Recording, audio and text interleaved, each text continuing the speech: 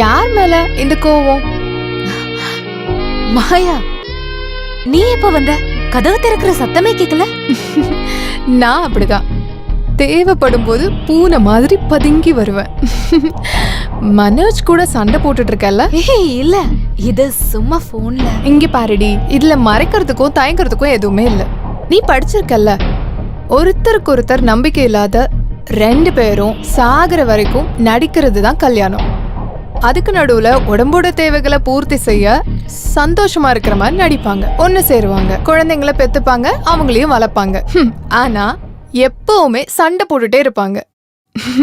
என்ன மாதிரி புத்திசாலியான பொண்ணுங்க நடிக்கிறத வெறுக்கும் போது ரொம்ப நாள் அந்த ப்ரோக்ராமுக்காக நிக்காம வெளியே வந்துருவோம், சொந்த வாழ்க்கையை தேடி. அப்போ நீ இன்னும் லீகலா டிவோர்ஸ் ஆகல. இந்த ஆம்பளைங்க சொல்லி தெரியுற சீப் காமெடி இருக்குல்ல, எப்பயாவது ஒரு டீ சாப்பிட எதுக்கு டீ எஸ்டேட்டே வாங்கணும்னு அப்பப்ப நம்ம பொண்ணுங்களும் இந்த காமெடி சொல்லுவாங்க. சரி, உனக்கு சாப்பிட ஒண்ணு வேண்டாம், முதல்ல உங்க வீட்டை சுத்தி பாக்குறேன். உள்ள வா. அதான் என்னோட ரூம். ஓ, own room? என்னோட தனிப்பட்ட ஒரு உலகம். அந்த செய்தி என்னவென்று விரிவாக பார்ப்போம். எனக்கு பிடிச்ச எல்லாமே இங்க இருக்கு.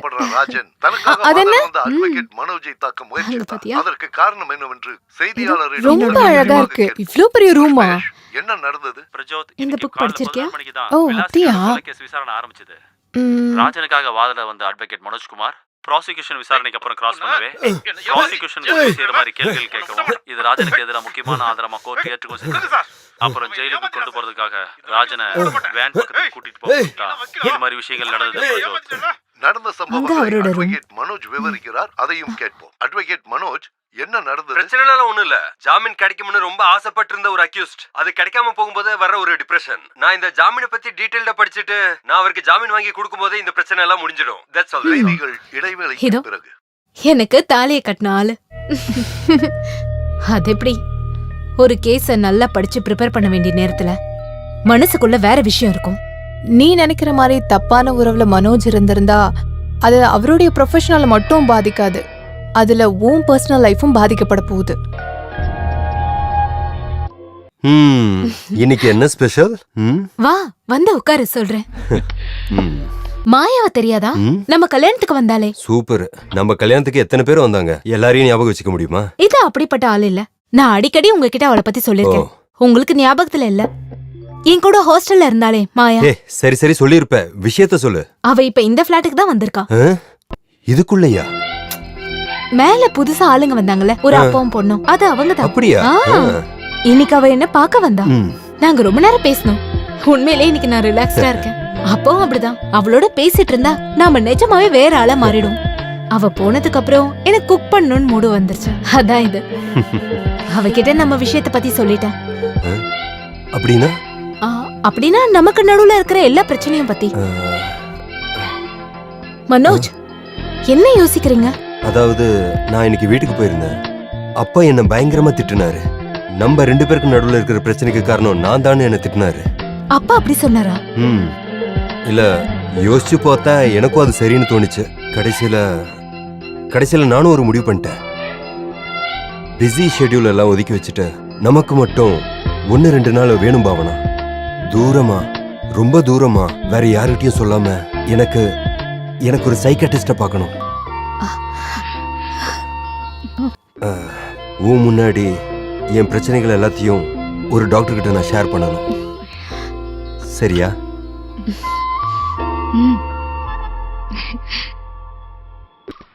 இது என்ன இடம்? எனக்கு ஒரு டாக்டரை பார்க்கணும்னு சொல்லியிருந்தல, அவரோட வீடுதான். உங்களுக்கு இந்த டாக்டர் எப்படி தெரியும்? எனக்கு கிடையாது, அப்பாவுக்கு.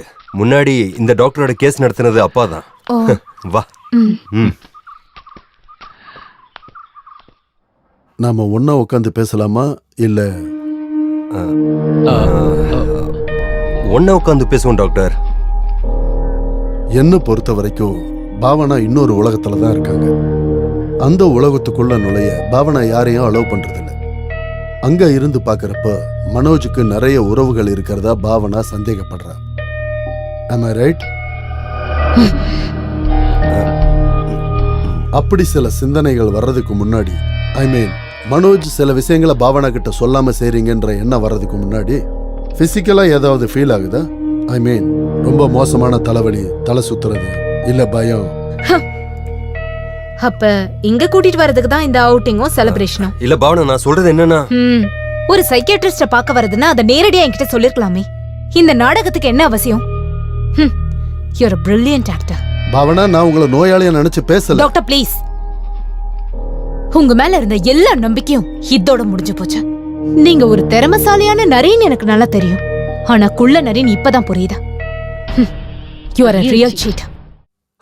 பாவனா, பாவனா ப்ளீஸ்.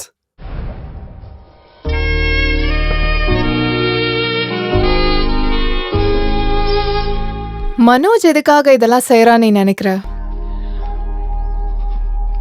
அந்த ஆளோட தப்பான உறவை பத்தி அன்னைக்கு அவரோட அப்பா கிட்ட சொன்னேன். அட்வொகேட் ஸ்ரீதரன் நாயர் விஷயத்தை புரிஞ்சுக்கிறவரா இருக்கிறதுனால நீ சொன்னதை உதறி தள்ள மாட்டாருன்னு உன் புருஷனுக்கு தெரியும். அப்ப குடும்பத்துல தன்னோட மானத்தை காப்பாத்த அவர்கிட்ட ஒரே ஒரு வழிதான் இருக்கு. உன்ன ஒரு மனநோயாளியும் அசிங்கப்படுத்தணும். ஆம்பளைங்களுக்கு அவங்களோட தப்பான உறவுகள் நண்பர்கள் கூட காஃபி குடிக்கும் போது ஷேர் பண்ற ஒரு ஸ்நாக்ஸ் மாதிரி தான். திரும்ப அதே மாதிரி வைஃபும் ரிப்ளை பண்ணா அப்ப தெரியும் அவங்க நிலைமை என்னன்னு. நீ என்ன சொல்ல வர? அவங்க தப்பான உறவுகள் செஞ்சா நாம ஏன் செய்யக்கூடாது? நீ என்ன பேசுற? என்னால முடியாது. I cannot. ஏய் இங்க பாரு, அப்படி வேணும்னு யார் சொன்னா? அப்படி ஒரு உறவு உனக்கு இருக்குன்னு மனோஜ் நம்பணும். அதுவும் சொசைட்டில கேவலமான ஒரு இமேஜ் இருக்கிறவர் கூட இருந்தா அதோட மனோஜ் முன்னாடி சரண்டர் ஆயிடுவான். அதுக்கப்புறம் அவருடைய உலகத்துல ஒன்ன தவிர வேற யாரும் இல்ல. அதுதான் ஆம்பளைங்களோட சைக்காலஜி.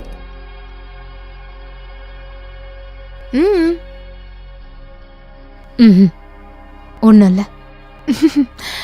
நான் கிளம்புறேன். இந்த புக்க நீ படிச்சிருக்கியா? Read it. You like it.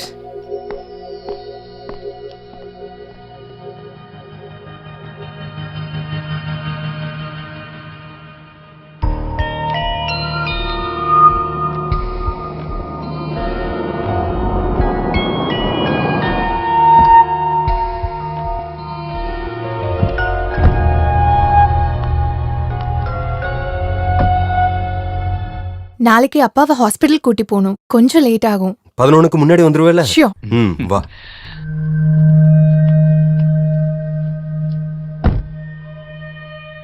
இவளை விட்டுட்டு திரும்பி வரும்போது ஏதாவது வைன் ஷாப்குள்ள போய் அங்கேயே உட்கார்ந்துட கூடாது. சார், நான் நிப்பாட்டிட்டேன். ஆமா ஆமா. என் மொபைல் இங்க எங்கேயோ.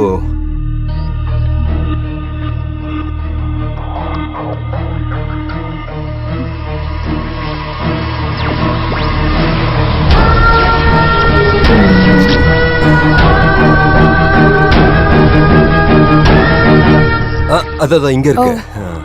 காலையில லேட் ஆகாம பாத்துக்க. Okay okay. பாய்.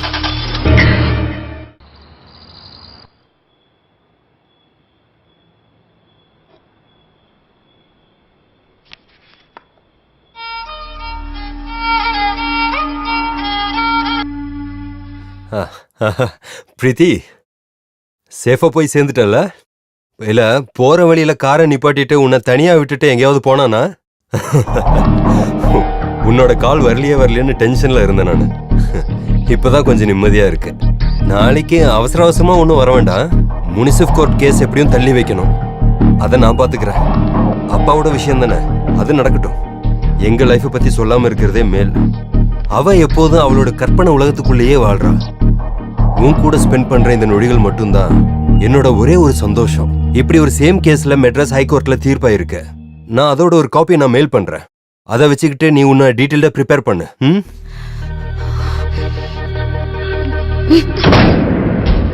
பிரீத்தி, உன்னுடைய கால் வரலையேங்கிற டென்ஷன்ல தான் நான் இருந்தேன். இப்பதான் கொஞ்சம் நிம்மதியா இருக்கேன். அவ எப்போதும் அவளுடைய ஒரு உலகத்துல வாழ்ந்துகிட்டே இருக்கா. உன் கூட ஸ்பெண்ட் பண்ற இந்த நொடிகள் தான் எனக்கு இருக்கிற ஒரே ஒரு சந்தோஷம்.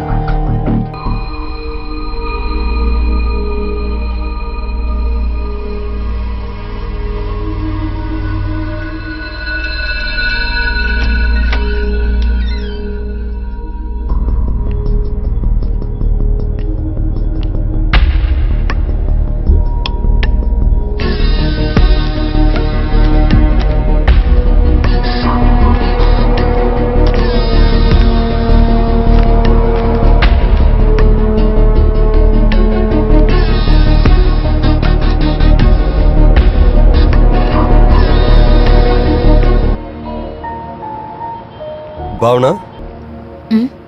ரொம்ப நேரமா இங்கே நின்னுட்டு இருக்க, என்னாச்சு? ஹே சும்மாதான். ம் ம் இன்னைக்கு ஒரு காமெடி தெரியுமா? அந்த விலாசினி மர்டர் கேஸ் அக்யூஸ்ட் ராஜா இருக்கான்ல, அவன் ஜாமீன் மூவ் பண்ற விஷயமா நான் அவனை பார்க்க ஜெயிலுக்கு போயிருந்தேன். அவன் ஆளு மொத்தமாவே மாறி போயிட்டான். அவனுக்கு ஏதோ ஒரு பொண்ணு லவ் லெட்டர் அனுப்பியிருக்கா. அப்புறம் அவன் இப்ப வேற ஒரு உலகத்துல இருக்கான். ஜாமீன் கிடைச்சு வெளியில வந்ததும் முதல்ல அவங்கள தான் நான் போய் பாப்பேன்னு சொல்லிக்கிட்டு இருக்கான். அந்த ஆளுக்கு அந்த பொம்பளை மேல ஒரு பைத்தியமான காதல். ரொம்ப வேடிக்கையா இருக்குல்ல? ஒரே நேரத்துல நிறைய பேரோட தொடர்பு வைக்கிறத விட இது நல்லது தானே. ஒருத்தரை பைத்தியம் மாதிரி நேசிக்கிறது என்ன சரிதானே? ஆ, சரிதான். நான் கொஞ்சம் ஃப்ரெஷ் ஆயிட்டு வரேன். ம் ம்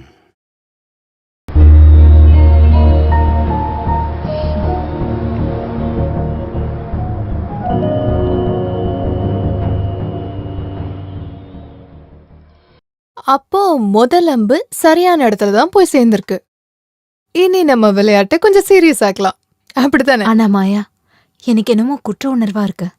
என்னவா இருந்தாலும் நான் மனோஜை ஏமாத்துறேன்ல. அப்போ மனோஜ் உன்னை இவ்ளோ நாளா ஏமாத்திட்டு இருக்கிறது? எனக்கு தெரியல. என்னைக்காவது மனோஜ்க்கு இது தெரிய வந்தா எப்படி நான் இதை ஃபேஸ் பண்ண போறேன்? அப்படி ஒரு சுச்சுவேஷன் வரும்போது தானே. மனோஜோட தப்பான உறவை பத்தி தெரிஞ்சதும் நீ கவலைப்பட்டதோட ஆழம் எவ்வளோன்னு அப்பதான் அந்த ஆளுக்கும் தெரியும். ஆனா அன்னைக்கு மனோஜ் என்ன உண்மையாவே வெறுத்துருவார்ல. அப்படி மனோஜை ஒரேடியா இழக்கறதுல எனக்கு கொஞ்சமும் இஷ்டம் இல்ல. அப்படி ஒரேடியா இழந்துருவேன்னு யார் சொன்னா? இவ்ளோ நாள் உன்கிட்ட செஞ்ச தப்புன்னு அவரு புரிஞ்சுப்பாரு. இன்னும் கொஞ்சம் சின்சியராவும் டிரான்ஸ்பரண்டாவும் உன்னை நேசிக்க ஆரம்பிச்சிருவாரு. உண்மையாவா? ஏன் சந்தேகமா இருக்கா?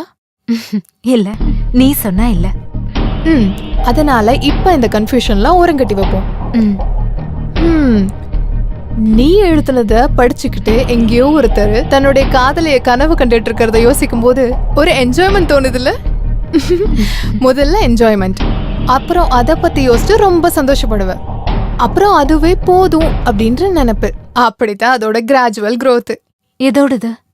இப்ப உனக்குள்ள ஒரு விதை விழுந்து அந்த நொடியில அது முளைச்சு பூ பூக்குற அனுபவம் இருக்குல்ல, அந்த growth, the growth of love.